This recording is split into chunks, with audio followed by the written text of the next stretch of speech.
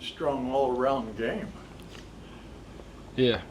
Yeah, I mean, it's just sort of a repeat for you what the UCSD game was. I mean. Yeah, just finding my rhythm, getting in control, not losing control, not speeding myself up. What I think over the last 3 games, 66 points and 5 turnovers.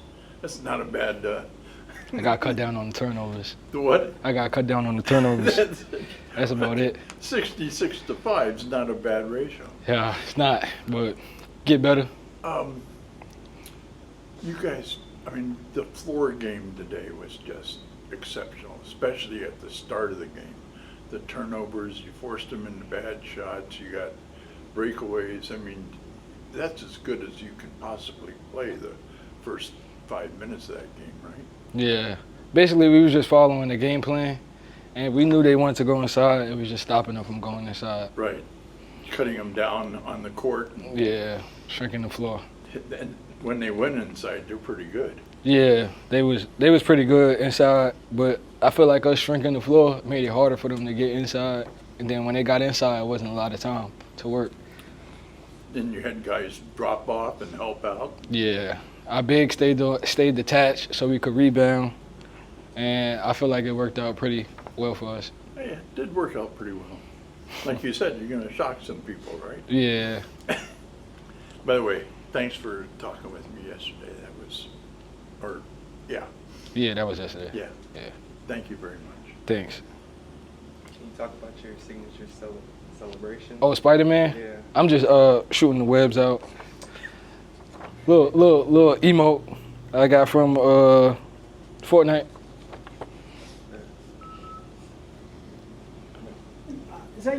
Have you played is this your first conference game? This is my first conference game in the West Coast Conference. What have you heard about the West Coast Conference in the past? What's it like? Actually, he actually asked me that question yesterday, and West Coast Conference is known for shooting threes and defending threes, and I felt like we shot the pill great today. And your also defense was huge, man. Yeah. I mean, especially you're looking at halftime, they were in the 20s. You got to be happy about that. Is that something you guys pride yourself on? Definitely that. I think we definitely did great on defense.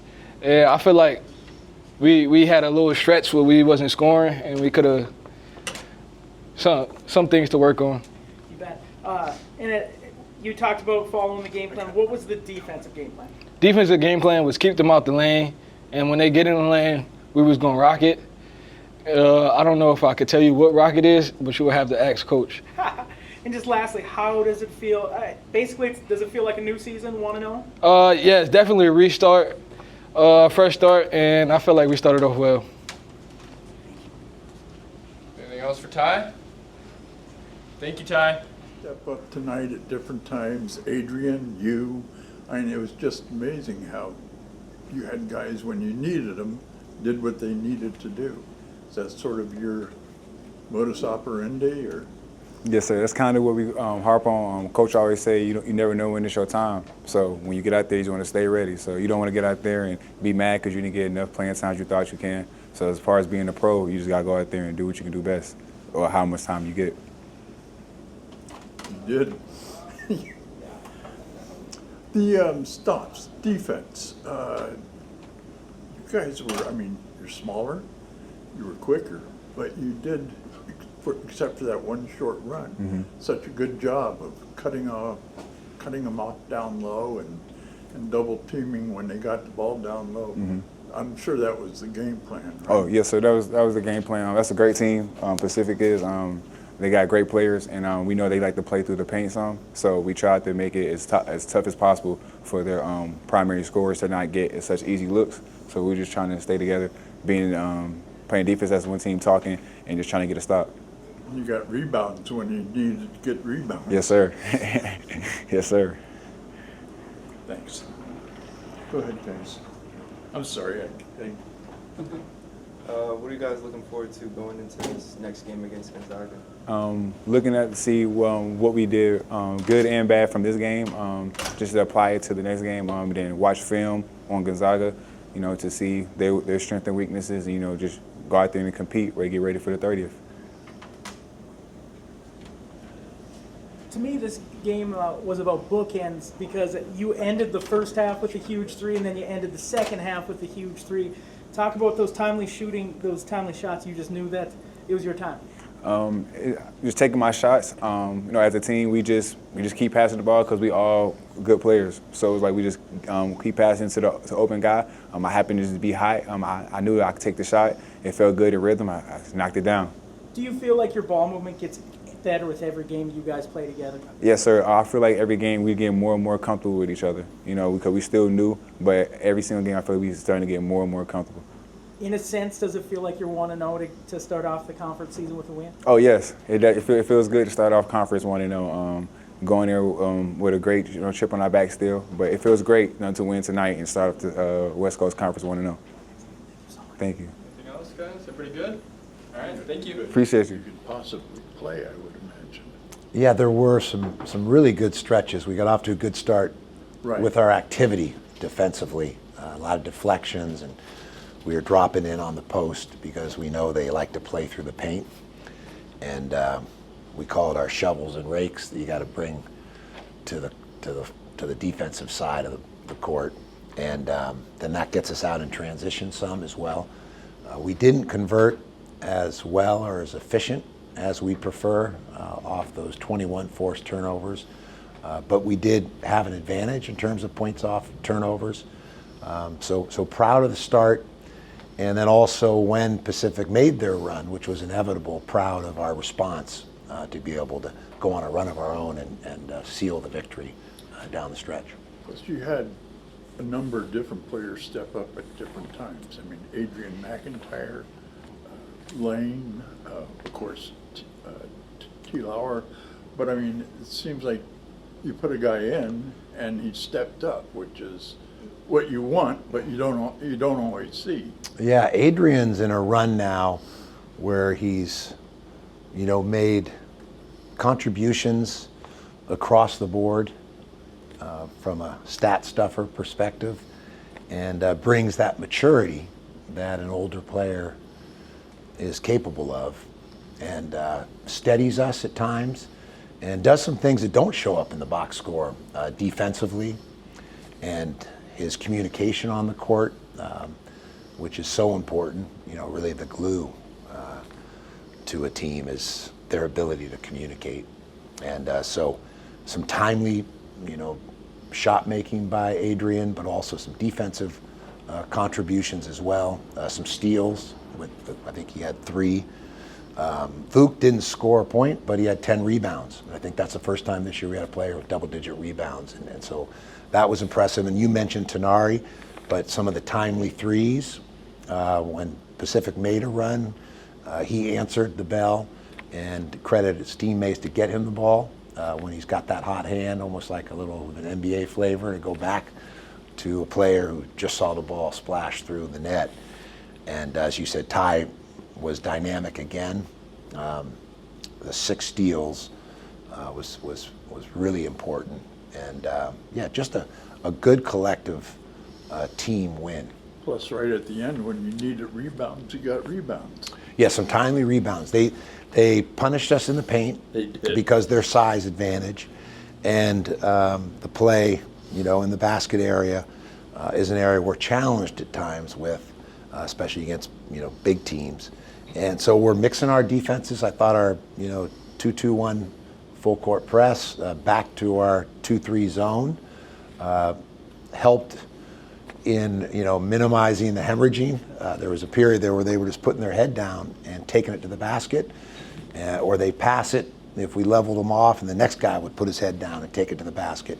And that actually became their most effective offense because they weren't able to really run their traditional sets or their traditional style. And so that's a good adjustment by their coach. Just say, hey, let's try and beat them down the court before the defense sets up, and then let's just continue to attack their feet. And it got them some easy baskets as a result. And then our zone, I think, helped with that to kind of minimize some of that driving to the basket. They get back to within 4, 46, 42. And then Adrian, 3 straight times, comes down, penetrates, winds up with 5 straight points. I mean, 1 basket, goes to the line twice. Yeah. but really nice play. Yeah, Adrian has a knack. He's a bucket maker, and he can do it in a variety of ways. It's a gift that he's had, from the time he was a child, through high school, through junior college, and this past year at Westmont, he led the country in scoring at 28 points per game. So he has terrific confidence, and yet he also enjoys sharing the ball with his teammates. So he's a difficult matchup. He's very shifty. He has, good speed, but really it's his footwork and his ability to maneuver in traffic, almost like a good running back, that's running to daylight, try and get to the end zone.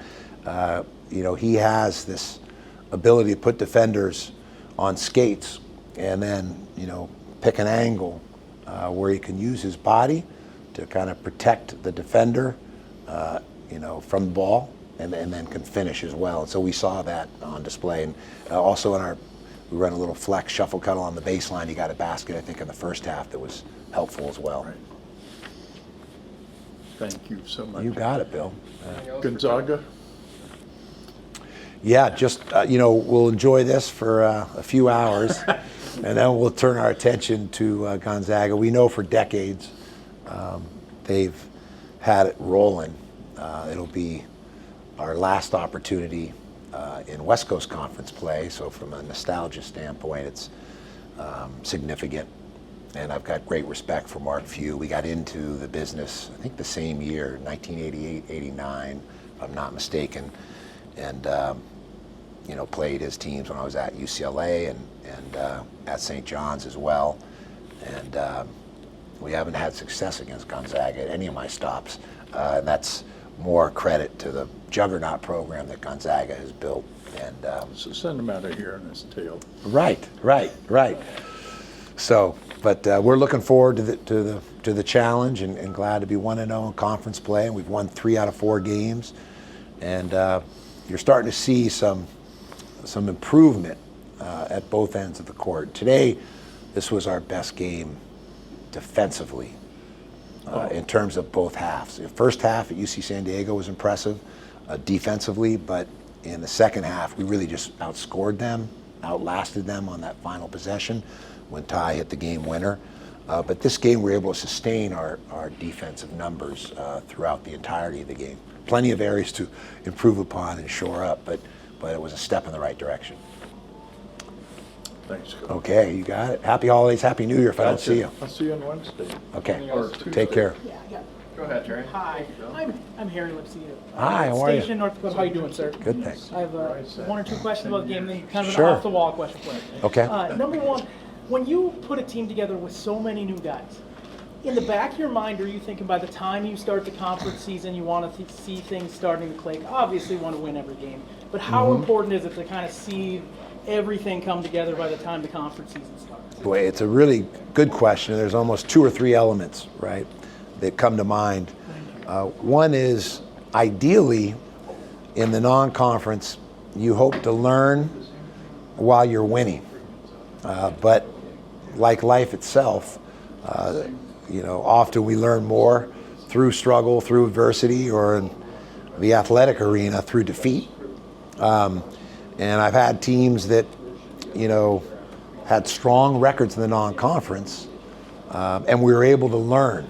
Those deficiencies are still there, but you tend to have more of a sense of urgency when you're losing games in terms of addressing those deficiencies. And I think we have learned through our setbacks and our losses.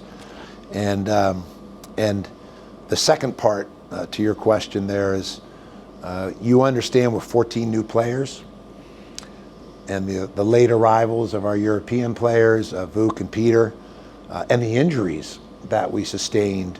So the musical chairs as players come back into the fold. In a sense, you have a new team, and so you have to, learn how to play together. After a player like Gavin Ripp or Alejandro Aviles or Caleb Verscher or Brandon Benjamin, all players very capable of helping us this year, but they were out for practices and games, And And then by league play, the second stage of the season, there's non-conference, conference, and then the postseason. And you hope to be playing your best basketball in the postseason, but you got to win enough games in the non-conference and the conference to be in position to play in a postseason.